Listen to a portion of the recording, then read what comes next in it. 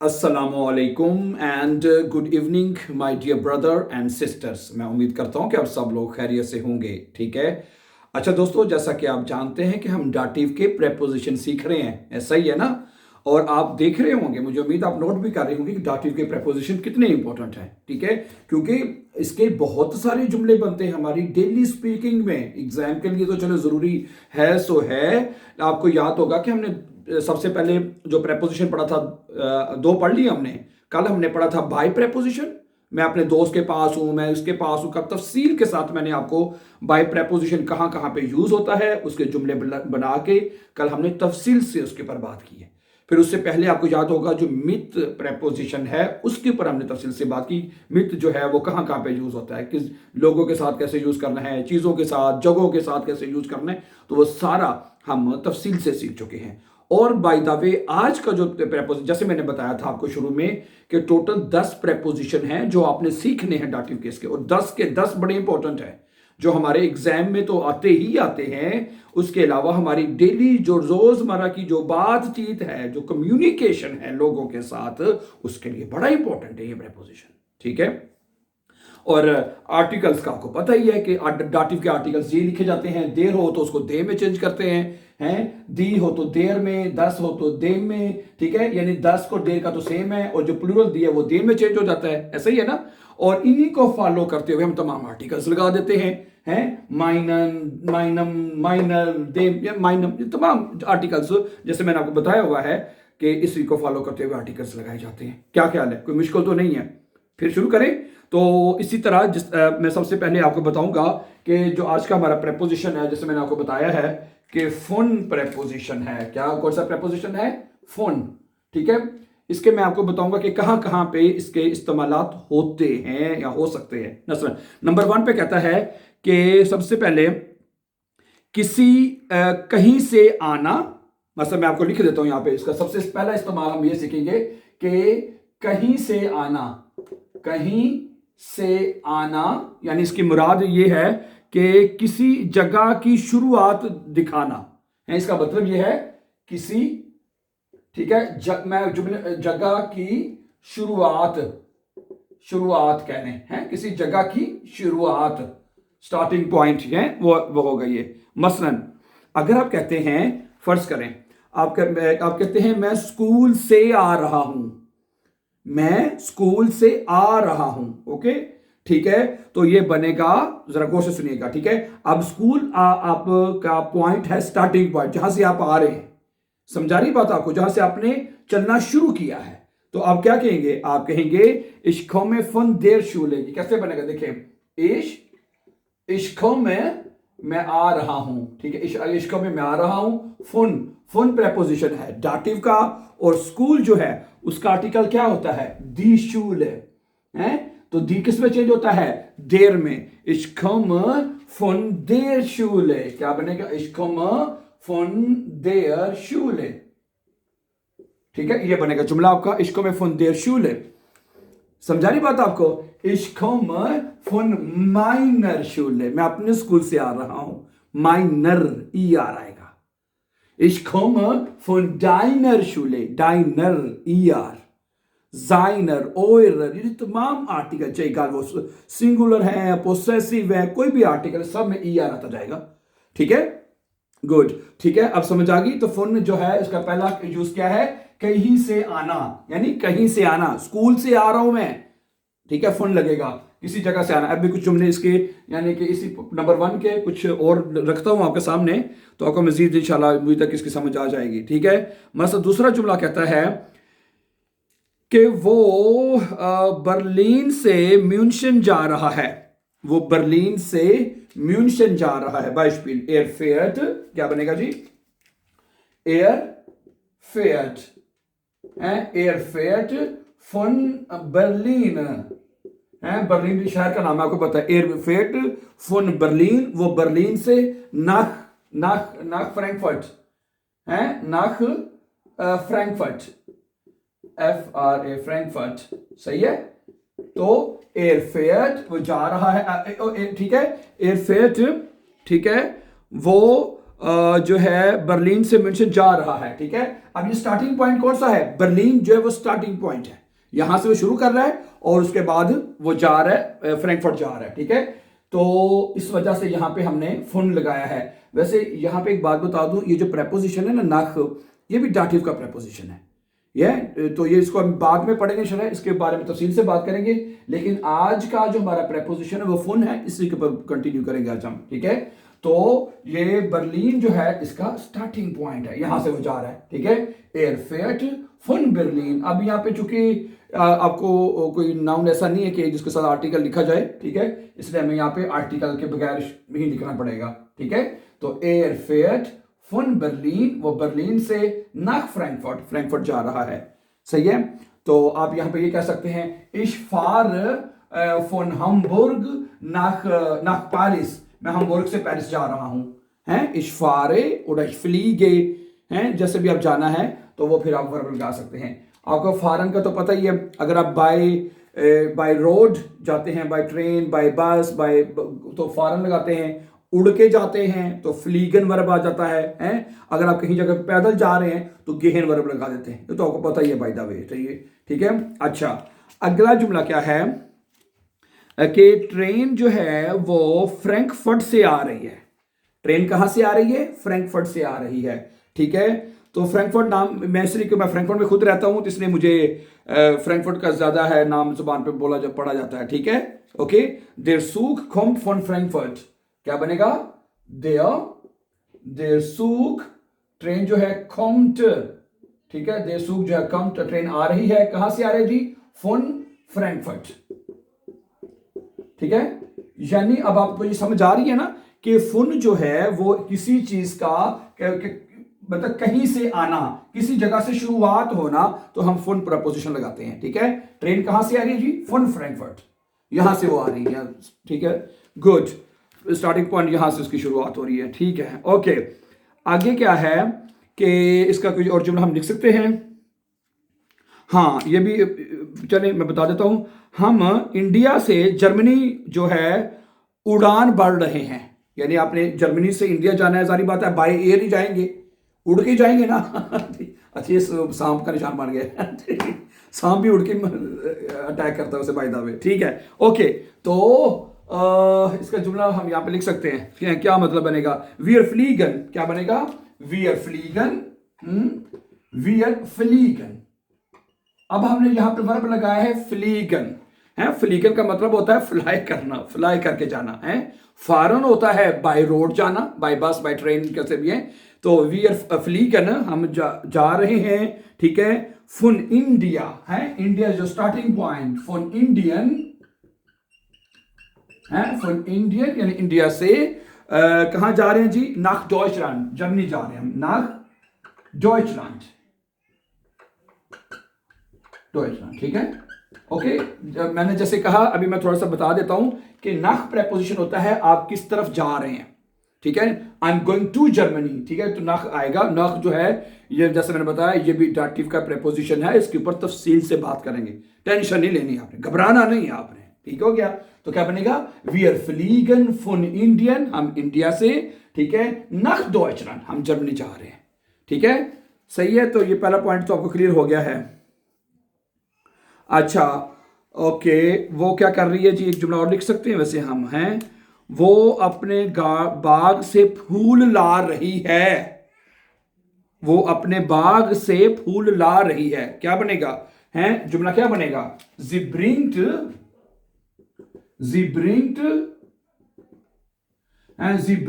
दी ब्लूमन, ये बनेगा ना, जी ब्रिंग्ट दी ब्लूमन, वो फूल जो है वो लेके आ रही है, ठीक है, अपने गार्डन से। कहां से? अपने गार्डन से। फुन ईर, क्या बनेगा? देखिए जरा गौर से देखिएगा, फुन है तो जी का पोसेसिव आर्टिकल क्या होता है? ईयर, क्या होता है? IHR, year. तो अब चूंकि गार्डन, देखें जरा गौर से देखिएगा, गार्डन,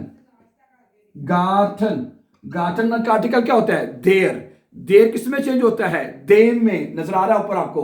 तो जो ईयर है इसके साथ भी EM लिखा जाएगा, फॉन ईरम गार्टन, हैं? मैंने आपको बताया हुआ है, आपने जस्ट इन आर्टिकल्स को चारों को सिर्फ याद करना है और बाकी आर्टिकल्स इन्हीं को फॉलो करते हुए लगेंगे। अब ईयर है तो ईरम आ जाएगा यहाँ पे, क्योंकि जो गार्टन है उसका आर्टिकल देर है और देर आर्टिकल देम में चेंज होता है।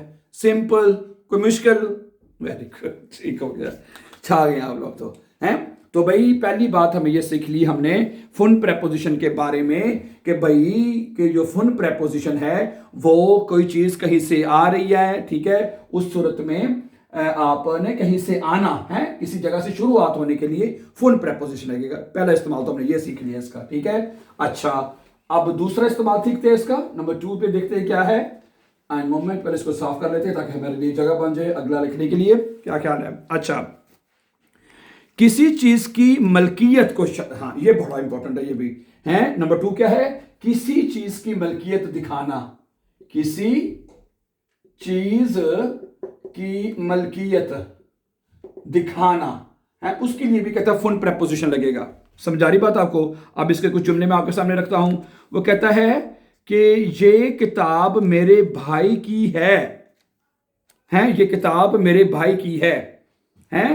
तो क्या बनेगा? दस इज दस बुक, क्या बनेगा? देखें ये जुमला इसमें लिखते हैं, दस इज दस बुक है, दस इज दस बुक, ये किताब है मेरे भाई की, फुन माइनम ब्रूदर है। ये देखिए जरा, क्या मैं आपको बताता हूं अभी थोड़ा सा इसका।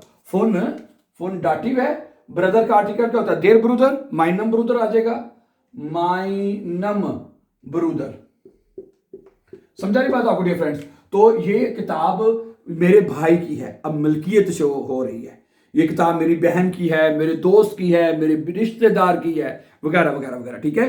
तो दूसरा पॉइंट हम क्या सीख रहे हैं? किसी चीज की मलकियत को दिखाने के लिए भी फुन प्रेपोजिशन लगेगा। सिंपल। अच्छा, एक कुछ जुमले और मैं रखता हूं, देखिए आगे कहता है, ओके, आगे जे ऑटो जो है मेरे दोस्त, ठीक है, मेरे दोस्त की गाड़ी जो है वो सुर्ख है, उर्दू में लिखा हुआ है, मेरे दोस्त की गाड़ी जो है वो सुर्ख है। ओके, दस ऑटो फुन माइनम फ्रॉइंड, क्या बनेगा? दस ऑटो है, ये देखिएगा, दस ऑटो, ये गाड़ी जो है फुन माइनम फ्रॉइंड, फ्रॉइंड का आर्टिकल देर होता है ना, देर फ्रॉइंड, तो माइनम आएगा। दस ऑटो फुन माइनम फ्रॉइंड इस्ट रोट है, इस्ट रोट है, दस ऑटो फुन माइनम फ्रॉइंड इस्ट रोट, ये गाड़ी जो है मेरे दोस्त की है।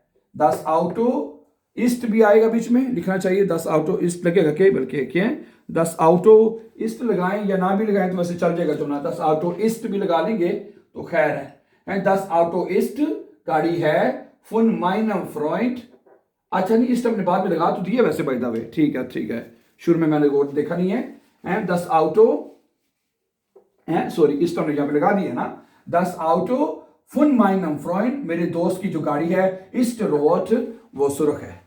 सही है, मैंने बाद में देखा कि ईस्ट हमने लगा लिया हुआ है, ठीक है। गाड़ी किसकी है? दोस्त की, मलकियत को शो हो रहा है, ठीक है। अच्छा, आगे क्या है कि जो ये तोहफा जो है, ये गिशिंक मेरी खाला की तरफ से है, ये तोहफा जो है मेरी खाला की तरफ से है।